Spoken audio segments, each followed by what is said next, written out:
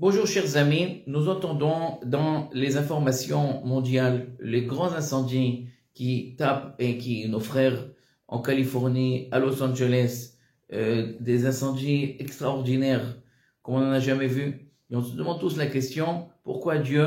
les punit comme ça? Donc on ne sait pas pourquoi, on ne peut pas savoir pourquoi, on n'a plus de prophéties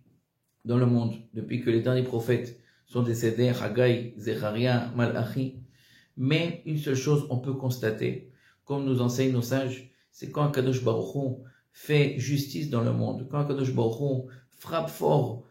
certaines populations dans le monde, il faut qu'on regarde ça, qu'on soit attentif et qu'on voie à quel point Dieu est grand, à quel point Dieu peut frapper fort, et donc on se remplisse de foi et de crainte du ciel et de crainte divine par le biais de ces effets qui se passent aux États-Unis, en Californie, de voir à quel point, même un endroit où les gens ils sont riches, où il y avait la paix, où tout allait bien, des personnes ont été obligées en quelques instants de fermer leurs valises, de prendre quelques affaires importantes et de se sauver, puis en quelques instants, ils se sont retrouvés sans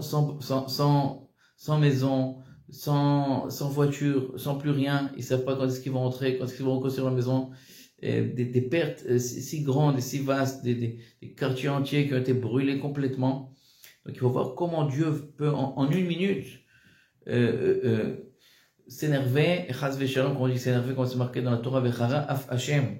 Dieu ne s'énerve jamais, mais pour nous c'est comme ça qu'on le ressent, quand chas v'shalom, quand il veut punir les gens. Donc à quel point il faut qu'on renforce notre crainte du ciel et notre foi en Dieu par le biais de cet intermédiaire. On va tous prier avec l'aide de Dieu pour nos frères de Californie, de Los Angeles, les juifs et les non-juifs. On sait que toute l'humanité est chère aux yeux de Dieu et on va tous prier pour que ça se termine le mieux possible pour eux et qu'il n'y ait pas de perte, surtout d'âmes et de blessés. Amen.